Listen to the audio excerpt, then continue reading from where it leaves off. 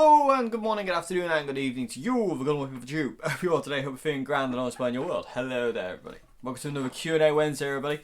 Going to get to question one today. So diving into question one. So question one is, how many times do you have to say question one, Dave? I don't know. Anyway, question one is, do you think you might try making a guitar kit, building kit, as a project? Yes. Are you reading my mind by chance? It's very creepy. Because yeah, I am planning on that. I want to do a excuse me. I want to buy I can't remember if it's, who is it? Is it GIF Music or Toman? I forget. It's one of the two. So either GIF Music or Toman. It does a really cheap. They do really cheap guitar kits, and I really want to buy one and put one together and see kind of like how it see if it actually works out to be a quite good guitar. So yes, I do definitely plan on doing that. Like I said, you said like maybe thinking of doing like the double humbucker Strat, and I was like, yeah, I would like to do it because I was gonna mod one of the guitars I've got upstairs, to have that kind of pick arrangement with two humbuckers, but I'm not now. I thought it'd be a lot. I think it'd be like more interesting to kind of do a scratch build guitar. So yeah, I'm planning on getting a guitar kit at some point and basically like spraying it a finish of my choice and getting it all together and stuff like that. And because I want humbuckers in it, I'm gonna have to route it. But I'm not gonna route it with a router. I'm gonna do it the old school way. I'm gonna use a hammer and I'm gonna use a chisel because that's the way you used to do it. You see Eddie Van Halen's guitar and Larry Lalonde's guitar from Primus and stuff like that. They're just like we just got a hammer and a chisel. And was like bang bang bang, and I like the idea of that. And I'm just gonna do that. I'm just gonna throw caution to the wind and get a hammer and a chisel and make it as neat as possible and make it a humbucker instead of three single coils. I also want to get a different scratch plate as well, so it's just two humbuckers, no single coil in the middle, just two humbuckers, kind of going for that kind of Michael Landau-y kind of look thing, and Weezer, Rivers Cuomo, like power super Strat, I think. Yeah.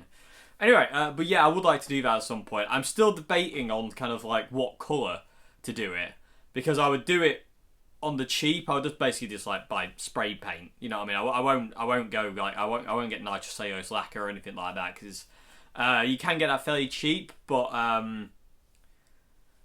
to build up the layers of nitro, I find it takes a lot. It doesn't take a lot of coats, but it takes kind of a bit, and I am on a pretty tight budget. So I think I'll just do it on the cheap side and just kind of like get spray paint and just kind of like just like car paint or something, and then do that. And I'm torn between doing a kind of like sheer-woody green Strat with a mint green scratch plate, or a Olympic white Strat with a mint green scratch plate, or a Fiesta Red with a mint green scratch plate. Because all the guitar kits I've seen have rosewood. Well, kind of. But not. I don't know what wood it is, but it looks like it's like a rosewood fingerboard, and I don't and if it was maple, I would probably go for something like Daphne Blue, but because it's rosewood, like those three colours kind of stick out to me as being looking quite cool. So yeah, but yeah, I will get to that at some point, like I say in the future when I can afford to, because I think it'd be really cool. I think it'd be a really cool video to kind of like to see how good these kit guitars are and see how they hold up like after a while. The only thing is I'd have to cut my own headstock. That could be interesting. Watch this space, people of the tube. But yeah, I need to design my own headstock. We'll see what happens. Anyway, but yeah, do I think I might try making a guitar kit? Yeah, I'd love to. I really enjoy that. I think it's just one of those really cool things to do. And I say, hopefully, when I do it, I'll video and hopefully you'll enjoy it as well. So yes, hope that's the question. Yeah, watch this space for the future. That's definitely going to happen soonish. When I can afford to, when I can figure out the logistics of the money situation, that'll happen definitely. That's kind of like my next kind of series idea is kind of a budget guitar thing. Okay, so I hope that's a question. I'm going to move on to question 2 now. Okay, so question 2 is, I'm just starting out with electric guitar. Which one would you recommend? Squier Bullet or Squier Affinity? Okay, so by the way, question 2 has quite a few different points. So we'll dive into question 2A. So yeah, just starting out on guitar. Which one would you recommend? Squier Bullet or Squier Affinity? Personally, I'd recommend the Squier Bullet. Myself. Just because some of the Affinities I've tried in the past and recently, I haven't felt the quality of them is great. You know what I mean? They feel great. They stay in tune. They behave. They look cool. And they are brilliant. But I always find the pickups to be lacking in the Affinities, especially with new Affinities. It's like they're always a bit kind of like to me. There's only been one Affinity I've played in a long time that I've actually really liked the pickups of. The other new kind of Affinities I've tried, I've been like, nah. I remember I was on the lookout for one for a project of some description. Oh no, sorry, I wasn't on the lookout for one. I found one for my Rory Galagher Strat that I did however long ago that was. That was an Affinity body and neck. And I say I wanted an Affinity because they're very easy to relic, because the poly finish just like scrapes away and you can get really kind of neat and even kind of relicking. Not that relicking is neat and even, but you know what I mean. Okay. Sorry everyone. Okay, so yeah, but I had the same issue with that because I was going to originally just leave it, stock pickups. I can't remember what I put in it now. I don't remember what pickups were in that guitar now. But anyway, I was going to leave the Rory Strat with the stock Squier pickups, but I hated them. I hate them. They actually went in the bin. And I didn't like them at all. So they just sounded thin and weedy, and they didn't have any kind of like... they didn't have that kind of Strat thing. They just sounded really trebly. And also my Jimi Hendrix upside down Stratocaster... should technically be that way, Dave. That originally had that was an Affinity, and that had its original Affinity pickups, and they went in the bin as well because I just literally couldn't get on with them whatsoever. As soon as I changed the pickups, that guitar came to life. And the same thing with the Rory Strat. As soon as I changed the pickups on that thing, the guitar just kind of sang. It just behaved. The electrics on the Affinities are really good. You know, they will die eventually, but you can get a lot of life out of them before they do that. You can get a lot out of them. But for me, I'd recommend the Squier Bullet. Just because in my experience, the Affinities pickups are a bit hit and miss, whereas the Squier Bullet, every bullet I've tried has just been awesome. They always sound good. They always feel good. They always play good, and you can set them up so easily. They're awesome. I recently had to sell my Fiesta Red one, so I've had to sell that. I've had to sell a few things recently just to. It was to cover the cost of the new Katana, so I had to shift a few things so I could afford to buy it, and basically just get the extra money up. So I had to sell a few bits and pieces to for that, and unfortunately the bullet was kind of one that had to go, sadly, because I didn't really kind of like I haven't had it long enough to form a massive bond to it, so it was still really difficult to sell it. But like I say, it was in the firing line. So was the Harley Benton. The Harley Benton's gone as well now, sadly.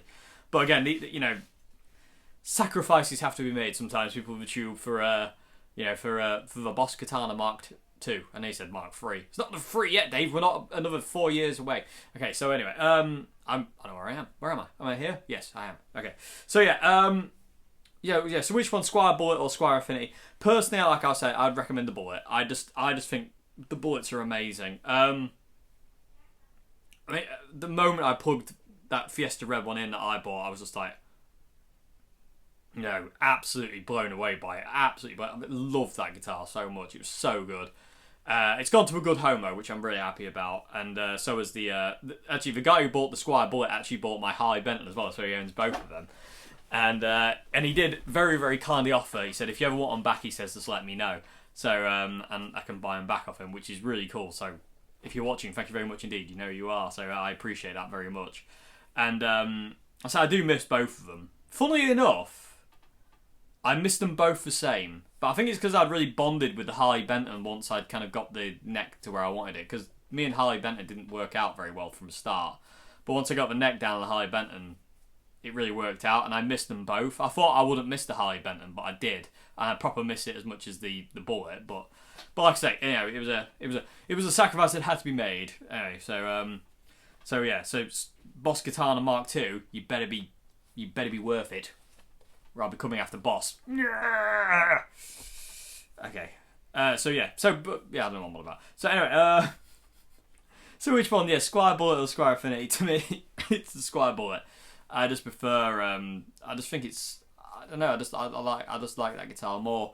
Like I say, it's not because the Affinities are bad. I just don't like the pickups in the Affinity. I think they kind of they fall short, so to say, compared to the Bullet, which just sounds big and meaty and awesome, and sounds like a Strat.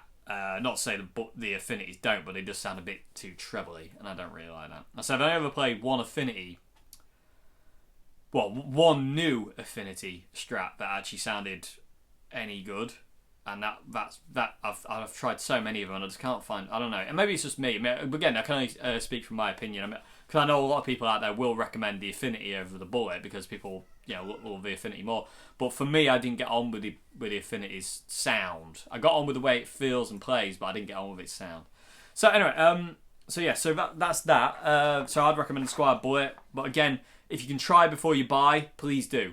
If you can go to a guitar shop and you can try a Bullet and you can try an Affinity, see which one speaks to you the most, because you will know when it happens. Okay, so question 2 part B is, where do you think I should spend most of my money, on the guitar or amp? Bearing in mind, I'll only be playing in my bedroom. Okay, so what I would recommend is kind of like, you want to spend a decent amount of money. Like, if you buy a Squier Bullet, I think they're about, in the UK, they're about £109. So you spend about 100 and, budget kind of like maybe about 150 for a guitar, and then kind of maybe about 250 for an amp. I would spend more money on an amp than a guitar, as a beginner, and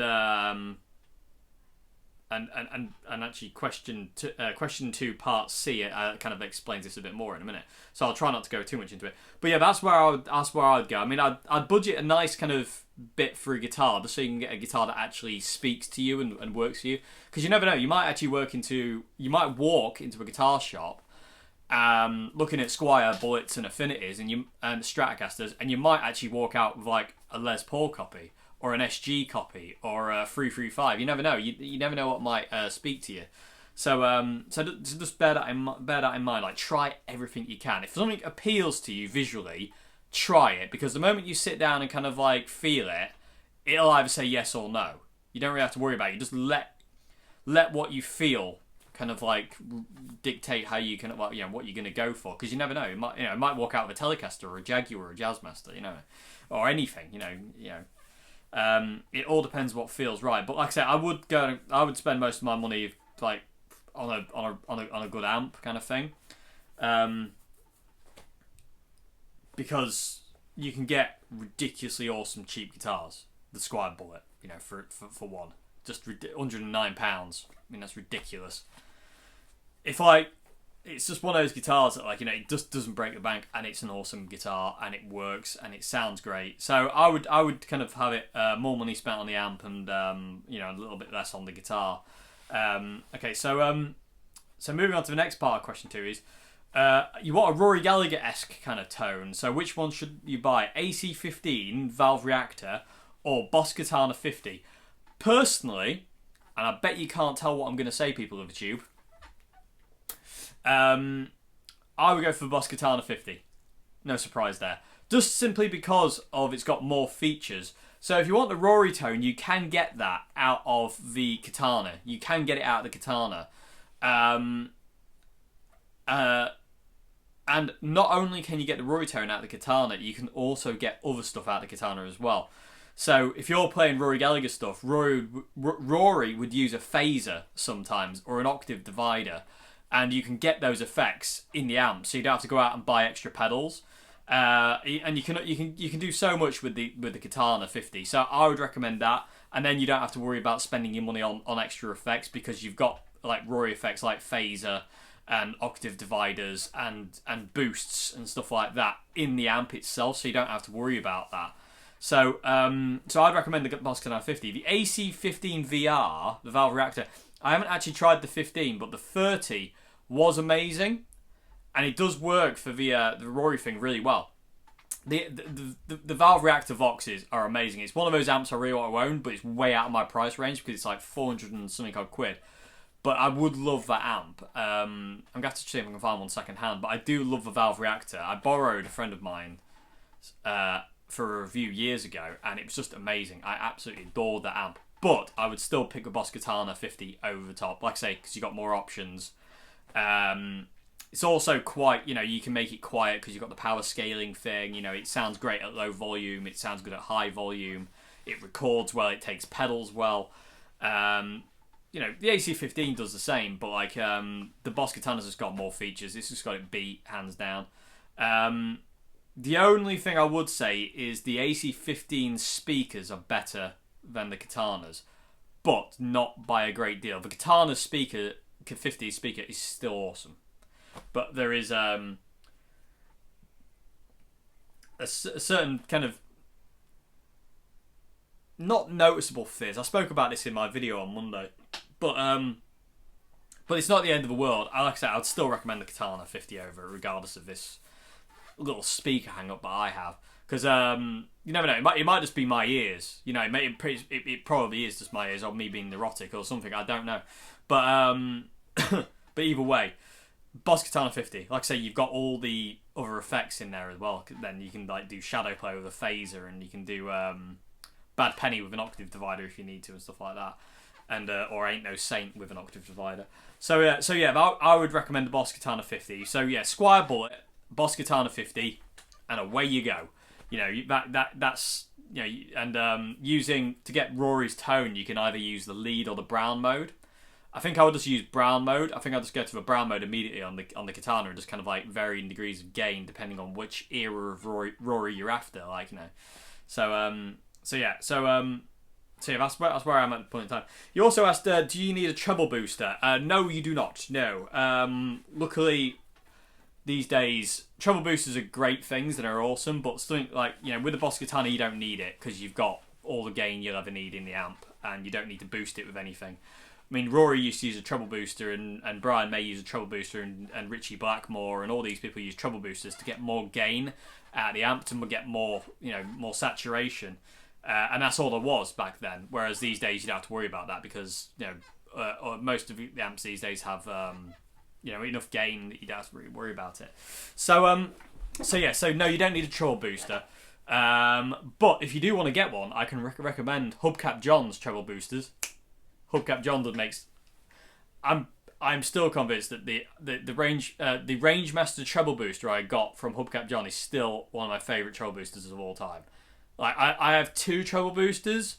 One's like a kit treble booster, and the other one's Hubcap John's. And the Hubcap John one is just immense, and it just does that. It Rory Gallagher's your amp, but you can kind of get away with it if you're using the Katana, because I say you can kind of dial in. But if you do want one, I really recommend Hubcap John ones because they're just amazing, absolutely amazing.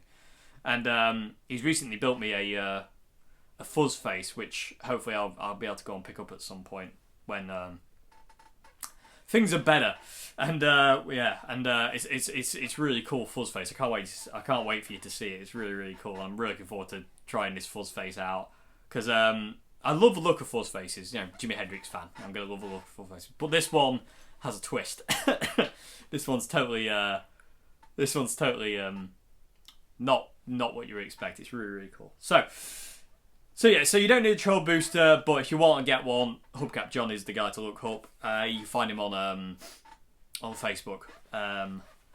Okay, and I do have demos on these treble boosters as well. So moving down, last part of question 2 is your favourite player after Rory Galagher is Jimmy Page. So should I get a Telecaster or a Strat? Personally, I think I would stick with the Strat. But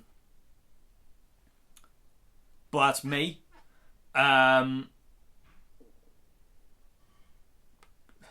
Being a Strat fanatic, I'm kind of biased.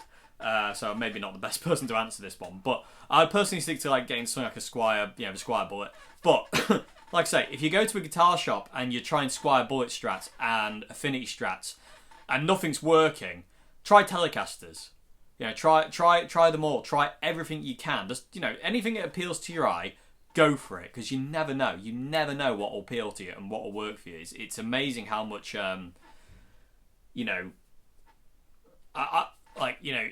can be kind of like think, oh, I'll never go for that, and it could be like the most amazing guitar you've ever played for you. You know what I mean? It's totally down to kind of like what speaks to you the most is the only word I can think of. But yeah, I mean, I personally, I would stay with the Strat to start with, and then if you can. And if Strats aren't working out, try a Telecaster. But like, try a Strat and a Telecaster. Like, try just if you can, that is, if you go into a guitar shop to buy these things, just try everything you can. Sorry, everyone.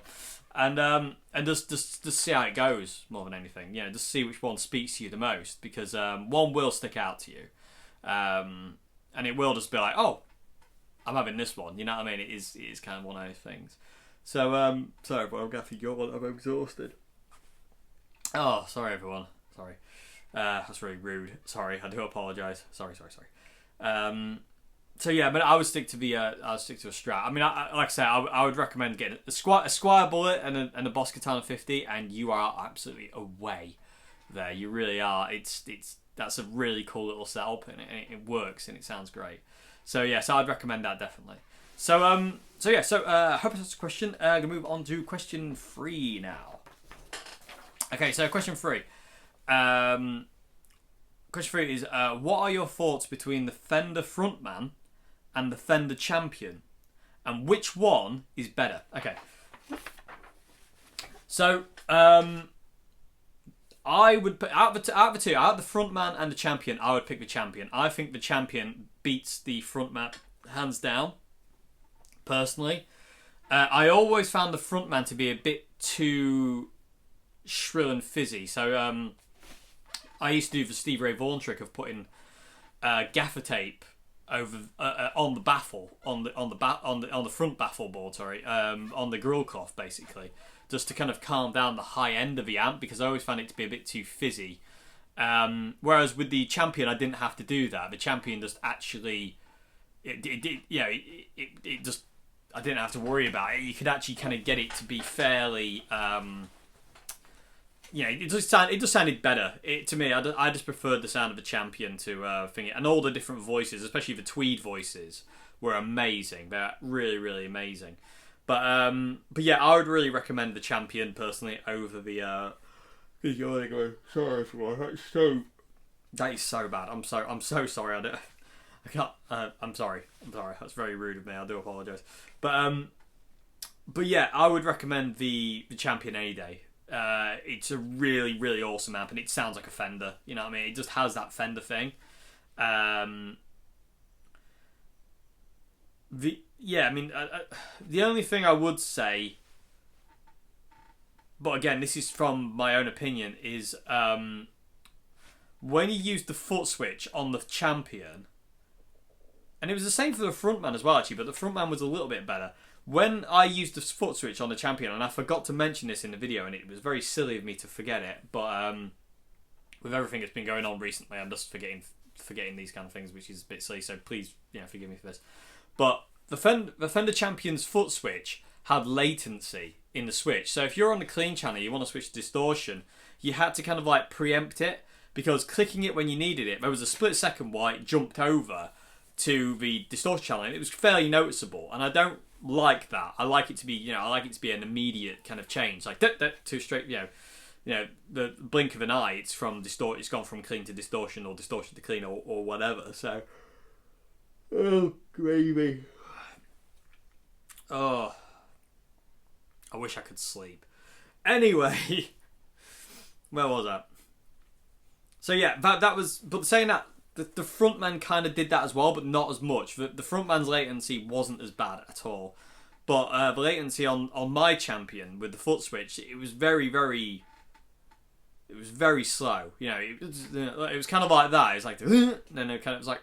It was like firing an oldie worldy musket. You know, it's like when you pull the trigger, it ignites the powder in like the pan bit, and then it goes through to the barrel and then fires. So it's like that. It's like that mini split second.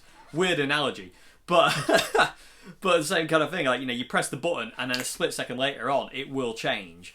So I didn't like that so much. But in all fairness, if I was using the Champion, I would just have it run on the overdrive channel anyway, just the drive channel, and just kind of like do everything from the guitar or have pedals. So it wasn't really a massive issue. But if you are using it for channel switching, it kind of does that weird latency thing. I don't know if it was my foot switch or anything, but actually, I'll tell you what, if anybody's got a Champion 100, has anyone else experienced that with a thingy, or was it just the one that I had? Because I'm curious if it was just, you know, just my foot switch or what it was, because there was that latency thing, and I'd say I don't know. So if you got a Champion 100, please let me know in the comment section below if that happens with yours, and if so, how do you kind of get around it? Because I'm very curious to know. And I say it should help you out as well, kind of figuring out which one if you're after either. But like I said, I would recommend the Champion still though, because I do think it's better than the Frontman. The Frontman's okay, but it's not brilliant. Not compared to the Champion's, just like has got it beat, and to me, hands down, it's just done so much better, and it just sounds a lot more kind of like I want to say sturdy, but that's not the word. You can't stop yawning, people of the tube. Robust, if that makes any sense. The sound of the Champion is more robust. It's a lot more, you know, the Frontman's always felt a bit kind of like, you know, lacking, whereas the Champion doesn't lack in anything. It's really, really cool. So, so yeah, I would recommend the Champion any day of the week over the Frontman. I just preferred the sound of it. So, you also asked, I mentioned that the Champion didn't like the DS2. Was that on its own or with the jackhammer? That was on its own. With the jackhammer engaged, the DS2 worked a treat. In the intro jam for the Frontman video, I used the DS2. And with the jackhammer engaged, I got no volume jump or anything like that. It behaved itself. But trying to run the DS2 into the drive channel of the Champion didn't work. It just sounded nasty. It just sounded shrill and fizzy, and it just wasn't a very good... It just wasn't a very good sound. It wasn't very pleasant, and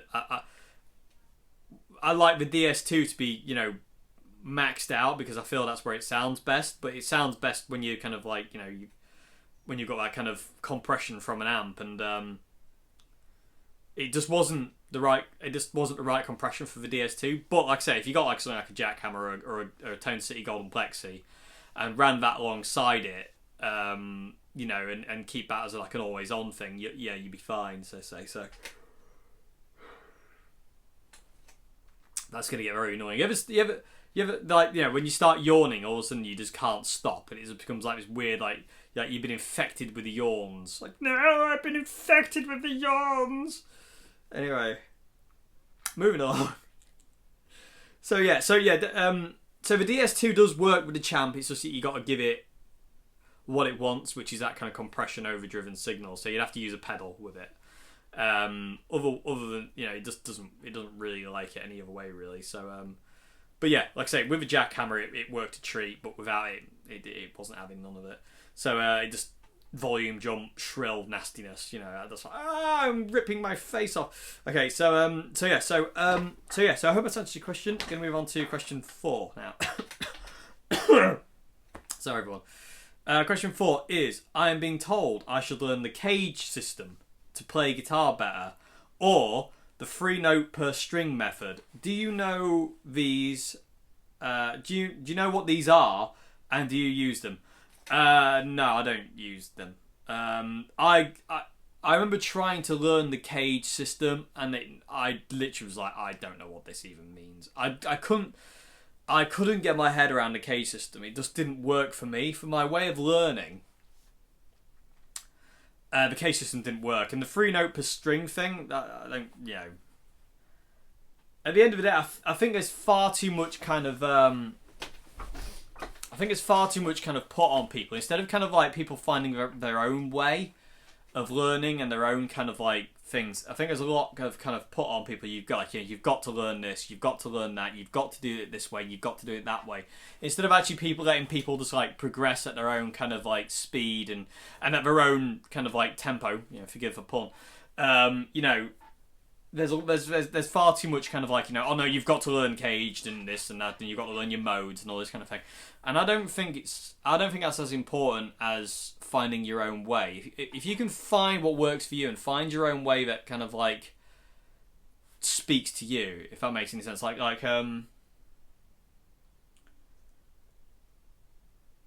learning by ear instead of tab, or learning by tab instead of ear, or learning by reading music instead of reading tab, or whatever. You know, if you can find what works for you the most, that's what you want. That's the kind of route you want to be going. You don't want to be, if that isn't working, you know, or in all fairness to it, it might be worth trying it. But for me, it didn't work. I don't understand the K system. Sorry, I watched everybody yawning fits continue. So yeah, I watched a Rick Beato video recently on the K system, and it just didn't make any sense to me. I could not make head or tail of it. It just doesn't make any sense. To me, it just doesn't go in.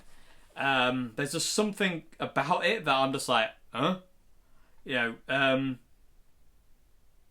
it just didn't click. It just did not click whatsoever. So, I mean, it might be worth giving it a go, but I don't use it. I don't even know how to use it. And the three note per string thing, I've read about it and I've seen videos on it, but again, it's one of those things that I don't really understand. I just, you know, at the end of the day, it comes down to kind of like, you know, again, like I always say, what works for you. You know, you need to think about yourself and what works for you. If you don't want to go down that line, don't go down that line. Don't force yourself to do something that feels uncomfortable. If you start doing it and it feels wrong, stop.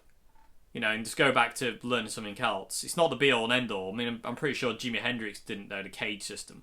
You know, I don't think it even existed back then. And last I heard of the cage system, before watching this video Rick Beato put up the other day, the last I heard of that, and the last thing I paid attention to, was they changed it to EdCage instead of caged. It was EDCAG, because guitarists can learn better in the key of E minor, because it's an easier key to learn in, and it's the key of rock. And so yeah, they changed it to that. Apparently it was easier to learn. I still don't understand it, but apparently they changed it to that. But yeah, I don't know. But I kind of know what it is. I couldn't explain it to you if you paid me to. I don't understand it whatsoever. Like I literally, if I had to teach that, then you're not going to learn anything. You know, because I don't know it. I literally don't know what that means. I don't know what the K system is or even how it works. I'm sure it's very simple, but for somebody like me who doesn't necessarily learn that way, it doesn't work for me. You know, it's not. You know, it's not. You know, and if it doesn't work for you, it's not the fact that you're not stupid. It just doesn't work for you. You know what I mean? It's like, you know, everyone learns differently. You can't. We're all individual at the end of the day, and you cannot teach two people the same way. You know, because if you've got person here and a person here, this person will learn a certain way, and this person will learn a totally different way. And you can't teach the way you've taught this person that syncs in with this person, this to this person, because it won't work. You know what I mean? Because we're all an individual and we're all different.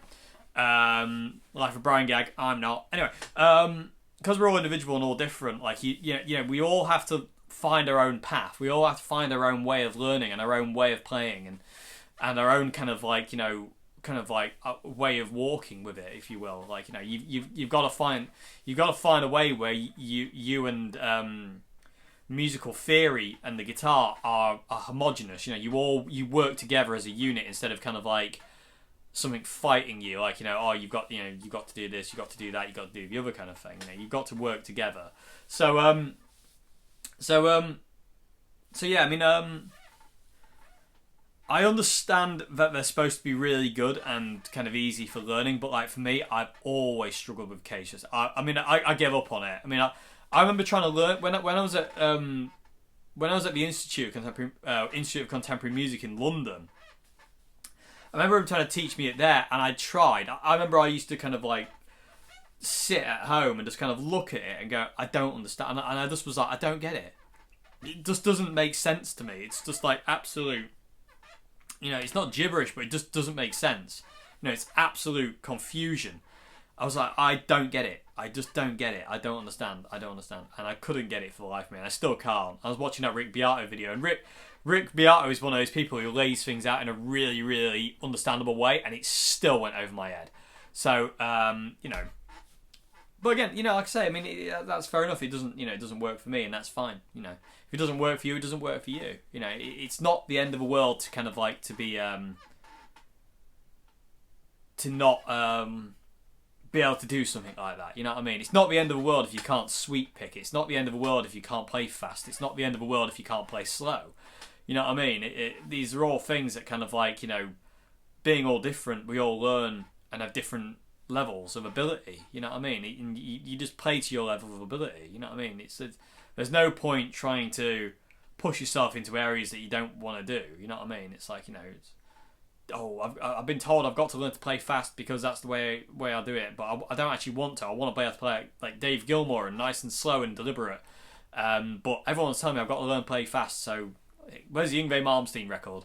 You know, you don't have to do that. You know, you do whatever you want. You do whatever you want, and you learn however you want, and you learn the way it works for you. Never learn the way that somebody, you know, is kind of trying to force on you. It's cool to take advice and be a sponge from people and accept people's kind of like, you know, maybe you should try this, maybe you should try that, definitely. But try it. But if it doesn't work, forget it. You know what I mean? You know, and try and find another way. You know, this is all kind of my experience. This is kind of like basically what I did. Cause being self-taught, I kind of like I've never had a guitar teacher. You know, I've never had a guitar teacher, so I had to find a way that worked for me. I had to find that kind of like, you know, right, okay, so I can figure out songs better by ear than I can by tab because I'm dyslexic, so I can't read numbers very well. You know, and I can't read music either. So again, being dyslexic, things jump about, and I can't focus on it at all. So you know, I've had to find that out, and over years and years and years, I had to develop my ear where I was like, right, okay, I need to figure this song out by ear, and it just takes time. You know, everything just takes time, and time is key when it comes down to guitar or any musical instrument. You know, what you put in, you will get back out. You know, but yeah. So, should you learn the cage system?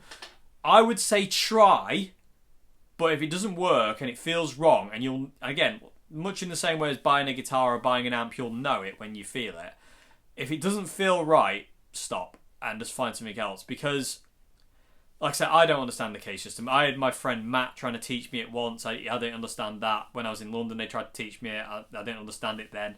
Watching Rick Beato didn't make any sense neither. I was just like, ugh. You know, because I don't know, it just doesn't sink in. It just doesn't work for my head. So yeah. So anyway, but yeah. So yeah, maybe give it a go. But like I say, you'll know if it feels wrong or if you're not getting. If you feel like you're not progressing with it, you know, move on to something else or stuff like that. But I personally think the most important thing for getting better at the guitar or any instrument is developing your ear over anything. You know, use these, you know, to develop your ear more than, you know, that kind of side of it. You know, if you can get the 5 positions of a pentatonic scale under your fingers and you can know them in as many keys as you possibly can, so you can fly up and down the guitar, and then start developing your ear, you can become very versatile, because your ear is really important. It's like the most important thing on guitar. You know, if you can hear it, you can play it, kind of thing. But you need to be able to develop your ear.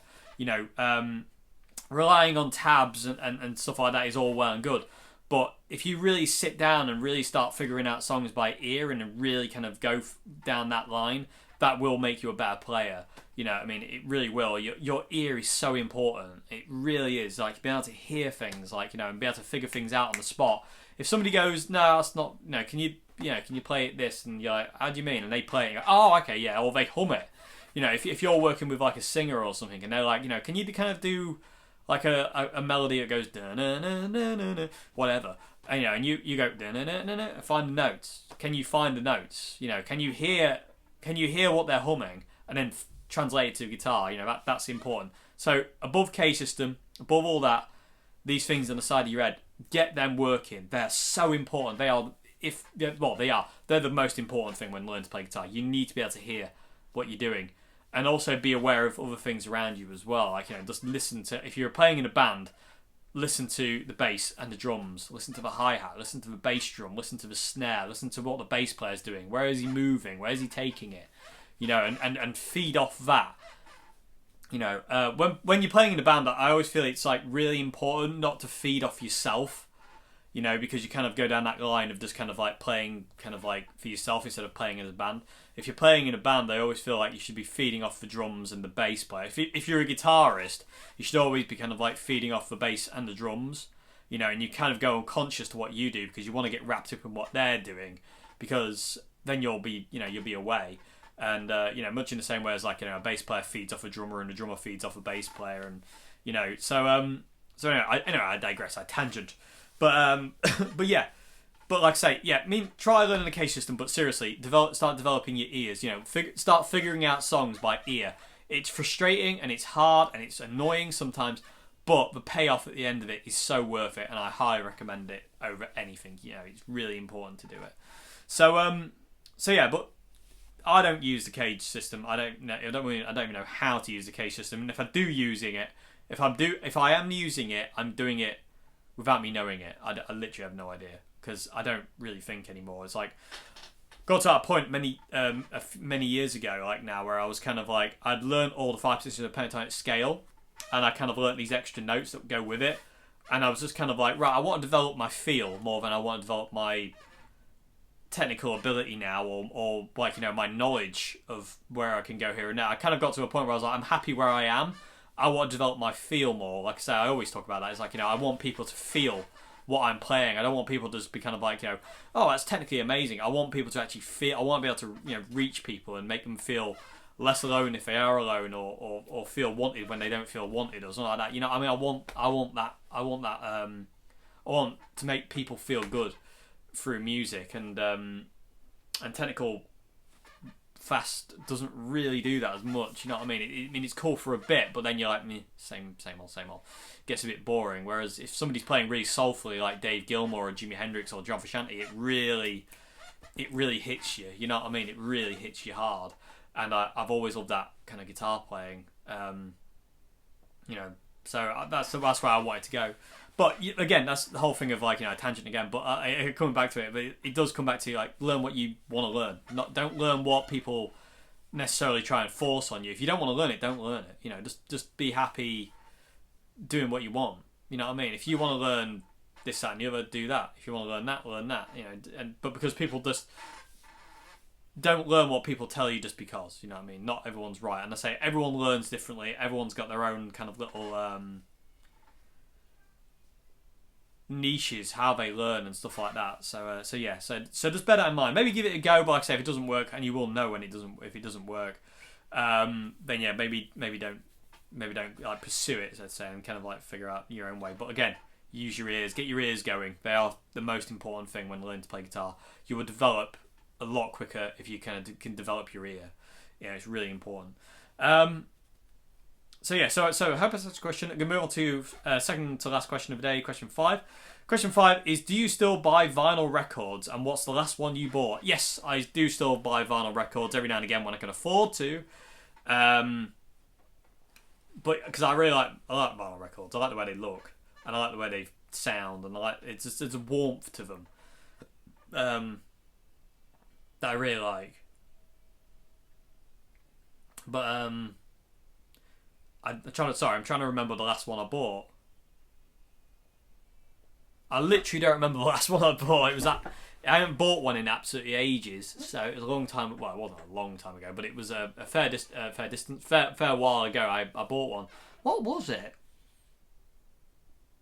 I've got a feeling it was a John Frusciante's 4 Grow, but I was actually gifted it. My friend bought me that. So what was the one I bought before that? I literally don't remember, but I do like vinyl records, and I do have. I don't have loads of them, but I've only got a few of them, but I do like them.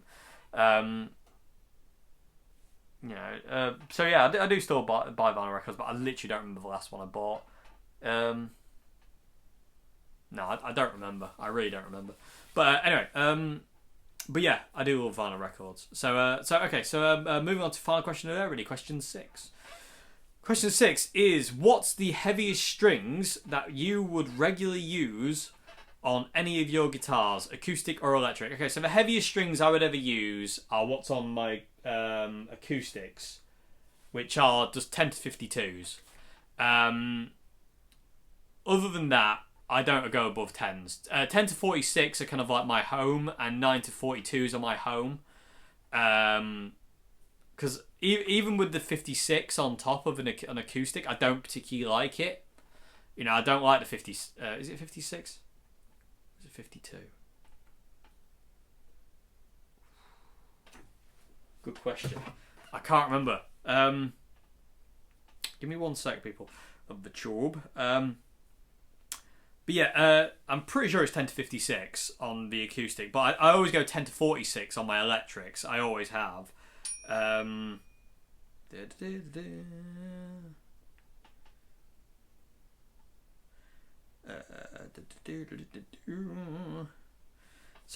yeah, and it's invariably Dear Dario.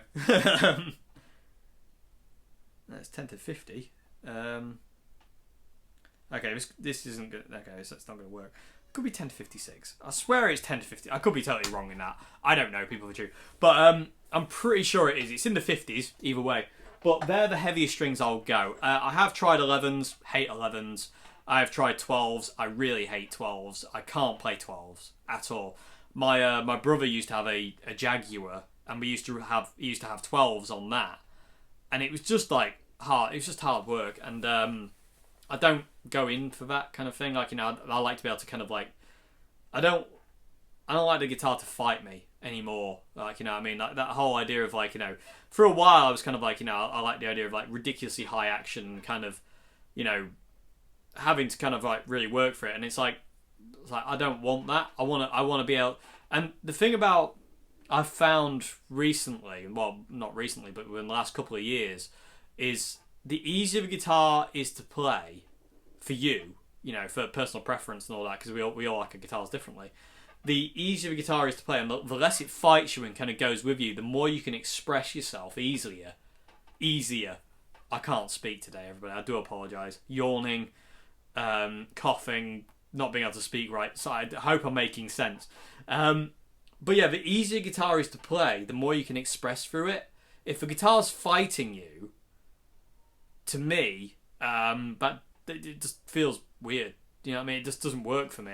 I find it really kind of like uncomfortable, and I find I kind of like get more angry at it, and then I find it hard to kind of like, you know, to get back to a level playing field where I can actually focus in on what I want to say with the guitar instead of kind of thinking. So I always have my guitar set up now these days, just kind of like so it's comfortable. You know, just so I can, so at any moment's notice I can just pick it up and I can just do what I want to do on it, which is kind of like, you know, try and express myself through it.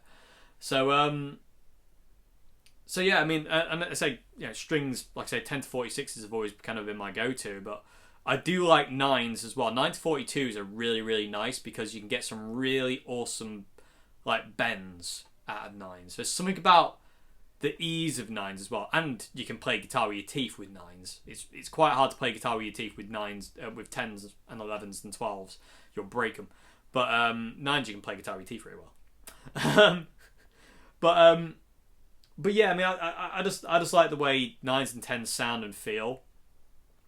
I don't feel much of a difference between 9s and 10s. There's a little bit less low end with 9s, but not much. You know what I mean? It's kind of like, you know, I wouldn't miss it if it wasn't there, kind of thing. Because I did switch to 9s for a while. I always go back to 10s though. It's like I always go back to my MGs. You know what I mean? I always go back to my 10 to 46 Diodarios.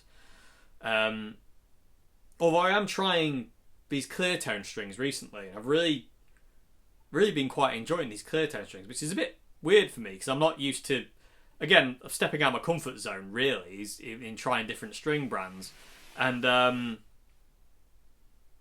but I can tell the difference between the Diodarios and the clear tones. They've both got similar long life. You know what I mean? Like the clear tones last a long time. and same with Diodario, but I still prefer the sound of Diodario. I find them a bit warmer and rounder sounding than the clear tones. But yeah, so where am I? But yeah, so they're the heaviest strings I go is 10s, and I say on acoustic it's 10 to 56. I swear it's 10 to 56. Could be wrong. I don't know. Yeah, I'm pretty positive that's what's on those guitars. But the thing about my acoustics, well, those two acoustics there, the 12 string and the 6 string there, they're in open C all the time. So I don't know what strings are on the 12 string. They were on it when I got it. I didn't restring it, basically, is what I'm trying to say. In all fairness, it needs to go to a luthier to get looked at, because it's okay, but it's had a hard life. It could do with a new bridge, if I'm being perfectly honest. And the Honor acoustic, the 6 string out, that's always an open C. So it's got 10s on it, so they're really slinky, but I really like that feel, and it sounds great. I mean, it really is nice. And you know, it's got a real rich.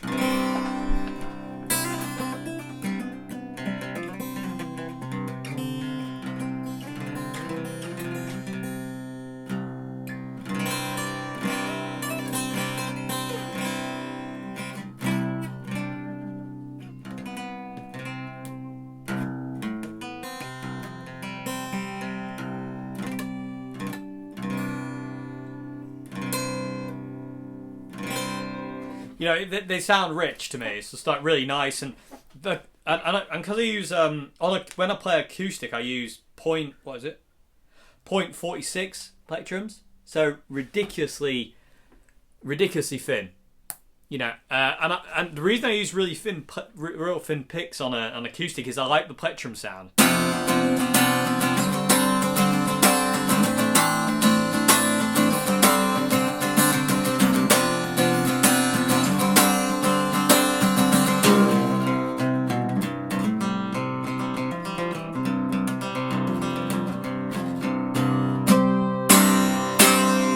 You can hear the pick, and I like that. So I always use really light plectrums when I'm playing acoustic guitar, just because I like that sound.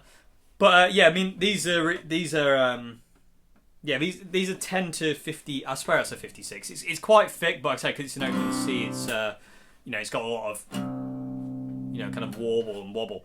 On my other acoustic, my Tanglewood acoustic, which I do kind of everything kind of normal tuning on, that's 10 to 56 as well, but I always have that in E flat, so that guitar is always in E flat, and if I want standard tuning I just cap out on the first fret and just kind of go from there. Really, that guitar is always in E flat though, because that's where I find it easier to sing.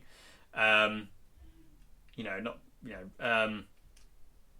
that I sing a lot, but like, you know what I mean, that I always, when I do play acoustic stuff, I always do it in E flat if I'm gonna sing. Or if I play with a trio, it's always an E flat, just because I find it a bit easier to sing.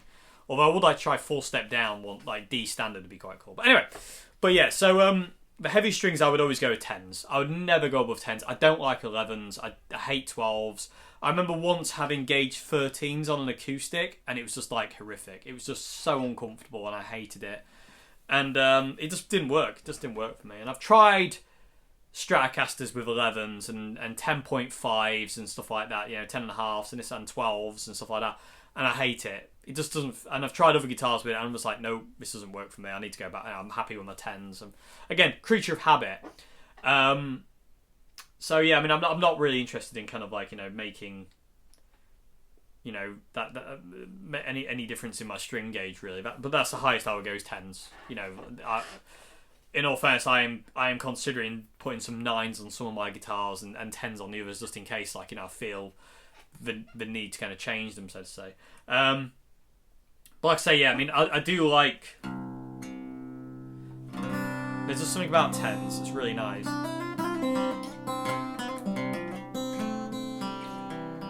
And there's something about open C which is absolutely gorgeous.